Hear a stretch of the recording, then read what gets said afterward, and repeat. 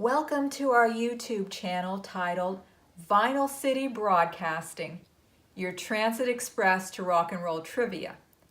I'm Marie, the host of VCB. Today is a special show as we are dedicating it to the late Miss Dora Hall of the Capitals and the late legendary CBS News 8 feature reporter from San Diego, Larry Himmel. We'll tell you more about the Capitals and Larry when I get down into the VCB studio. But Rico wants me to run downtown and pick up something special at our favorite bakery. So I'll see you in a little while.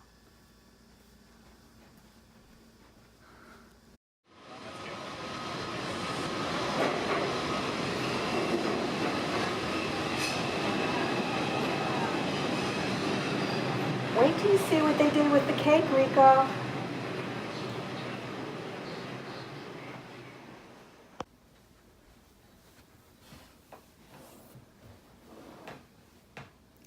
Do you all want to see what it looks like?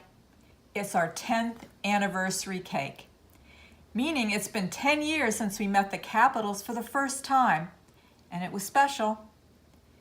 I took a picture of the cake in the fridge, Rico. I sent it to your Instagram page. Go ahead and show it to our audience.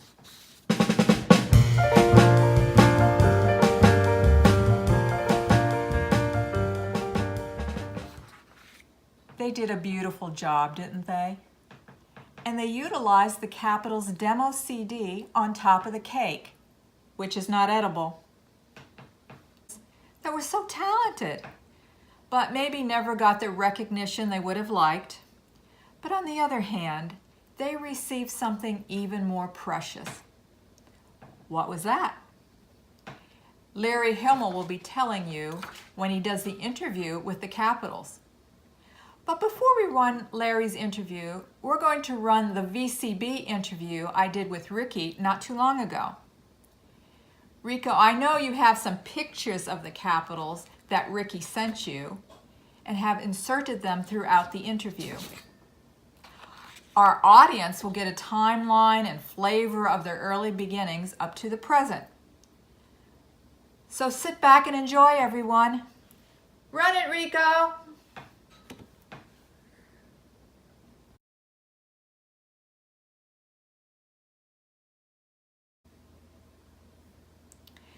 Why don't you start off by telling us a little bit about the Capitals and how you got started, some of your hit records, how you took the name The Capitals, and if you could share some on-the-road experiences.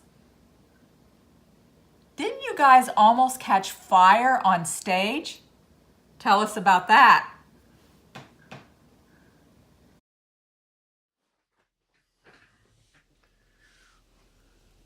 Thank you so much, Marie, for having me on your Vinyl City Broadcasting show. But before I share with you some of our road experiences, I just want to thank you for this beautiful 10th anniversary cake that you have prepared for this occasion. And I hope that you truly saved me a piece. This group began with 5 guys singing outside of high school: Frank, Freddie, Arthur, myself, and little Mike, and we were challenging other groups that were on the high school campus. We remained nameless until Freddie went to Washington, D.C. and came back with the suggested name of the Capitals. Shortly after that, Frank went to the Army. We picked up a little girl named Spiky, and she replaced him. We were doing talent shows all over the city and were constantly winning until they shut us down and told us we could only perform as guests. But we had the influence of a successful Frankie Lyman and the Teenagers because we had a lead of Little Mike, and we also had the appearance of the Platters with 4 dudes and a chick. But I recall this one situation where we were going to an engagement. My father was driving, Spiky and her mother was sitting in the front, and the 4 of us were in the back, and it was a 2-door sedan. We often sang when we were going on engagements, and Michael was working on a song called Millie. It was about his girlfriend Lizzie, but he named it Millie because she was driving him silly. At the engagement, we met a gentleman named Mike Weems who asked us if he could be our manager, and we said yes. The next week, he had us meet with George Goldner, the president of Cindy Records out of New York, to audition. We went to the audition, and he asked us to sing a song, and we sang one of Frankie Lyman's songs, Creation of Love, if I can remember. And then he asked us if we had any originals. Well, we never worked on originals. We always mimicked what was on the radio, except this song that Michael was starting to work on about Lizzie that was incomplete. And between the second and third verse, there was a bridge. In the bridge, instead of having words, it had oh, oh, oh, oh. We sang it for him, and he loved it. He said that he would send us a song, Rosemary, if we would work on that and come to New York and record, and also record this song called Millie. May 23rd, 1957, we went to New York, Manhattan, to Bell Studio. And it would be the first time we would ever perform with a band. And instead of being crowded around one mic like we always did, being a cappella singers, Michael was on one end with his own mic, and the background was on another mic, and of course the band was in the middle. And we couldn't hear each other like we normally would, but when they played it back, we were excited about that, because now we had the musicians and the vocalists all on one record, and that was fine. And we couldn't wait to get back home to listen to it on the radio. 2 months later, in July, the record came out. We went to New York as the Capitals, but when the record came out, it was Mickey Toliver and the Capitals. And the record hit the top 10 for 8 straight weeks. And we were invited to do the show in August that was a top 10 around the country, and it had such notables as headliners as Sal Mineo, Jill Corey, the Clovers, the Barbettes, and many other groups. We were invited to sing on that because we had experienced success in Pittsburgh. Groups that were young like ours, we had sweaters as our uniforms, and we showed up with our turtleneck white sweaters and our Capitol logo on the left sleeve. And this show was at the Syria Mosque, which was located near the campus of the University of Pittsburgh. There were 2 shows, 7 and 10. We performed on the 7 o'clock show, and after that, we took the sweaters off and hung them on a bank of lights in the dressing room, and we wanted to get some air. So when we approached the back door, there was a bunch of fans out there, and of course there was windows, and when we got close to open the door, they were screaming, "Mickey, Mickey." So at that point, Michael jumped back, and he recognized from then on he had a new name. It was Mickey instead of Michael, M-I-C-K-E-Y, and you know the rest. And so that was fine. Then we come for the second show. Now it was 10 o'clock and it was dark.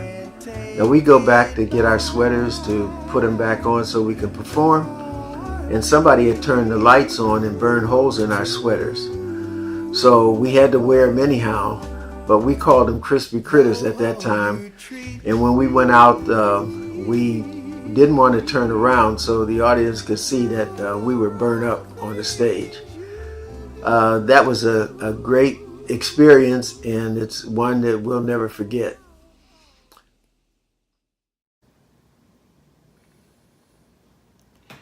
We'll talk about the cake later on, Ricky. Your early history was quite interesting. The teenagers seemed to be a positive influence on your life at that time, and your brother, having a voice like Frankie Lyman, certainly didn't hurt any. I'll bet you guys carried fire extinguishers around with you after that mishap with your sweaters catching on fire. I guess you guys really were the capital crispy critters, at least for that night. Everybody has a New York experience. Why don't you tell us yours? I know you performed at the Apollo. Not too shabby. Everybody who was and is somebody performed at the Apollo. But what's this about a sing-off with Frankie Lyman? And then you guys wanting to take them on in a friendly game of hoops. What was that all about? That show at the Celia Moss, we went on to do a lot of record hops with the famous DJs in Pittsburgh, such notables as Porky Chedwick, Bill Powell, Sir Walter Raleigh, J. Michael, and Al Noble, just to name a few. But we promoted that all the way into like 1958 in the spring. And by that time, 3 of us had graduated from high school, and it was just Michael and Spike that was left in school at that time. So by then, I had a car, I had a job, and we decided that we wanted to try to go to New York again. But we had been working on some original songs, which was suggested to us by George Goldner the last time we recorded. So we had an opportunity to go to New York, but I was driving, and Spikey's parents would not allow her to go to New York with 4 dudes. So we picked up another friend named Willie, and off to New York we went, and recorded 4 original songs with Atlantic Records, but they were never released. While we were there, we also went to the Apollo Theater and we performed there. And we had some raving reviews. People were excited because we had some slick brown pinstripe suits and we were clean as the Board of Health. But after that show, we had another mission that we wanted to meet up with Frankie Lyman and his teenagers, and we wanted to have a sing-off or a battle with them with music, and we also brought our basketball because we also wanted to take them to the court and see if they could hoop. So what happened is we were on a basketball court in New York, and when we played a little bit, we never ran into Frank and his boys. So we went back to the car. When we got to the car had been towed. So now we had to find out where the car was towed. And it was a devil of a time trying to get the car back. So we were disappointed because we didn't finish our mission. But after that experience, we went on and headed back home. And after we got home, of course, life kind of got in the way, and we were on pause and hiatus for a while. Clean as the Board of Health. That's pretty clean. So tell us how you ran into Dora Hall and how you wanted to resurrect the Capitals. Talk a little bit about some of your hits and when you guys signed with Gateway Records.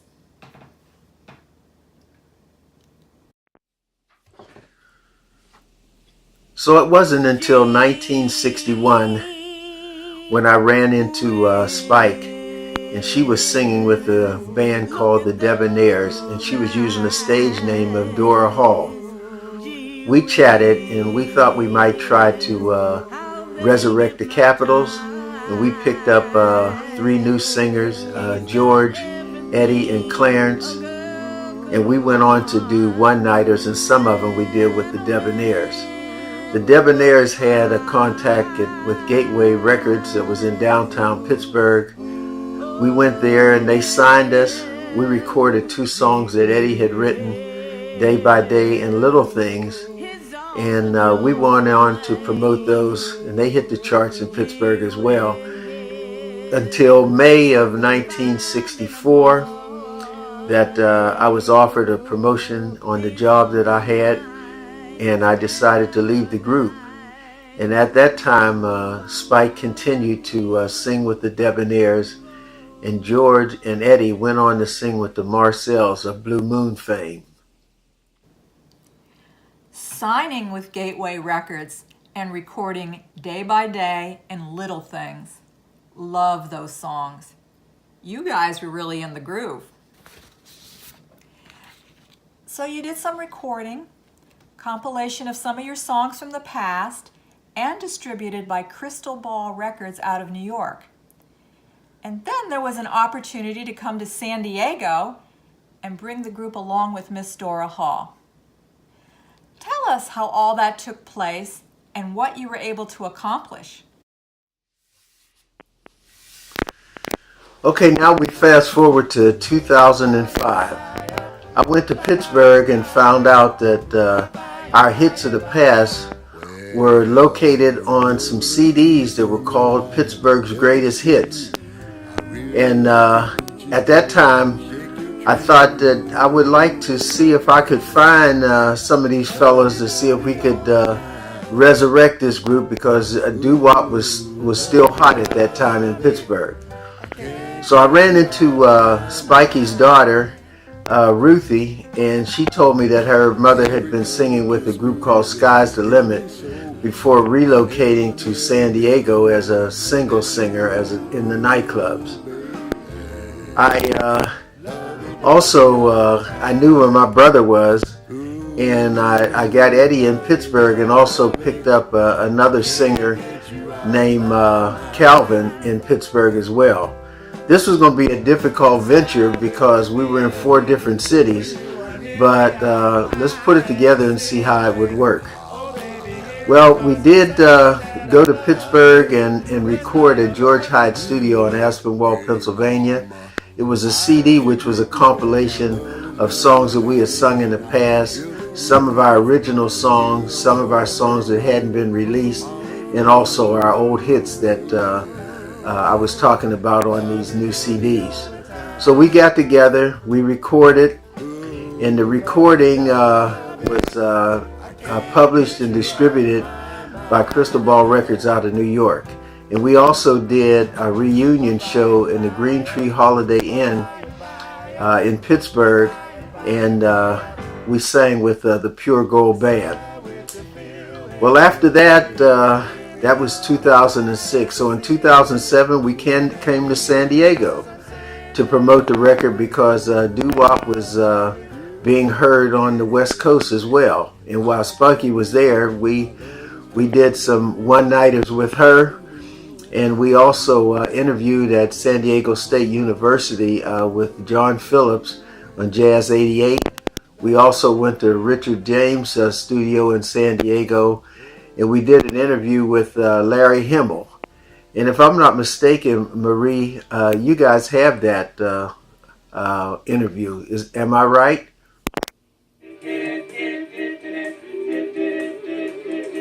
I'm Larry Himmel. It's the sound that was born on street corners throughout America, and it still resonates today in San Diego. Meet a group that's been together 50 years, and you'll hear them sing. Coming up right here on News 8. The pictures, the stories, your world. This is News 8 at 5. Tonight, Larry Himmel brings us a story that begins on a street corner in Pittsburgh, Pennsylvania. And it continues 50 years later right here in San Diego. Sing with the streets of my heart. It was a sound born in churches that resonated on the street corners of the city, a cappella harmonizing known as doo-wop. In 1954, a group of teenagers started vocalizing on the streets of Pittsburgh's Homewood district. They called themselves the Capitals, and in 1957, the Capitals recorded an up-tempo doo-wop called Rosemary. The song went straight to the top of the Pittsburgh charts. We did shows. Yeah, we did shows, but they were all very local shows, although we did sing in Apollo a couple times too. The group featured 13-year-old Mickey Toliver on vocals. The first time he went out of the stage door and the young ladies were out there and mobbed him. You've never seen such a scared little rabbit. Look at his eyes. The Capitals stayed together until their farewell performance in 1965. 4 years later, Dora Hall moved here and began singing with various vocal groups around town. Last week in San Diego, the group reunited for the first time in over 40 years. We didn't have to re-rehearse or do any of that kind of stuff. We just come and say, and it just fell into place. The reunion was to celebrate their 50th anniversary and their new disc. It's a 50th anniversary disc with songs that we sang back in the day, plus the original songs that we recorded. The Capitals never enjoyed nationwide success or a lucrative career, but they do have something even more valuable, a 50-year friendship forged in four-part harmony. Larry Himmel, News 8. He still got it. Beautiful. Oh. Gorgeous. Larry Himmel was terrific. He was a lover of doo-wop, and we didn't have to twist his arm to do the interview. He certainly was a staple here in San Diego for many years, and loved by the community that he did so much for. So why don't you wrap it all up, Ricky T, by giving our audience your final thoughts? Perfect. Well, okay, Marie, I want to thank you and Rico for spending some time with us some 10 years ago in San Diego, and I hope it's not going to be 10 years that we meet again.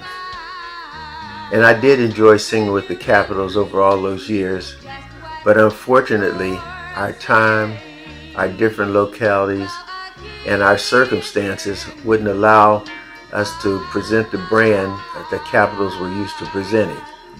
But Larry Himmel put it well in the interview you just heard, that we had something more valuable than a lucrative career and nationwide success. What we had was 50 years of friendship embedded in four-part harmony. But then I want to say that I appreciate that Vinyl City Broadcasting had dedicated this show to my dear friend and fellow singer, Miss Dora Hall, and also to Larry Himmel, one of San Diego's finest reporters. But in closing, I want to capitalize, no pun intended, on this beautiful cake that you and Rico have presented for our 10th anniversary celebration.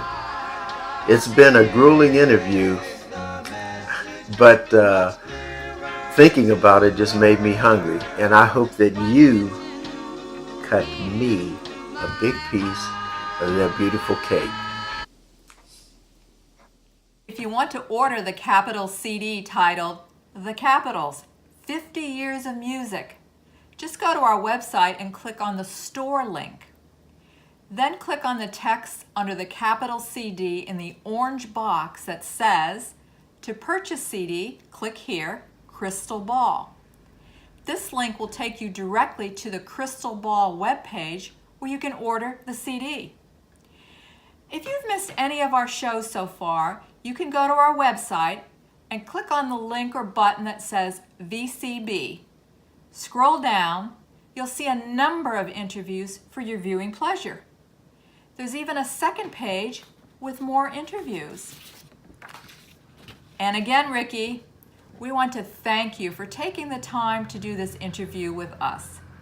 It was a lot of fun, with some great stories and trivia that you shared with us.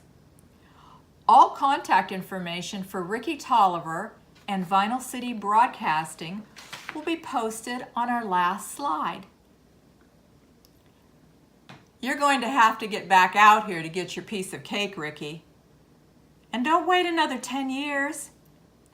It doesn't have that kind of shelf life.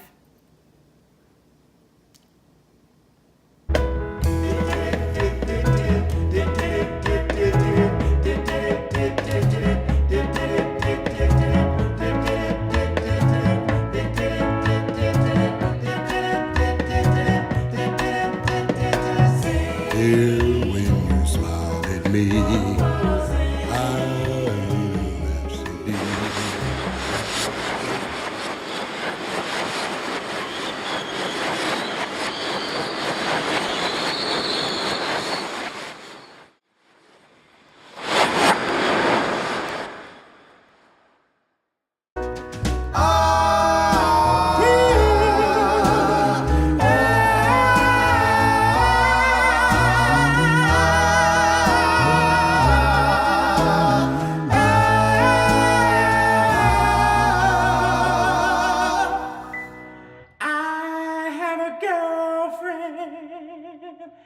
She says I'm the only one.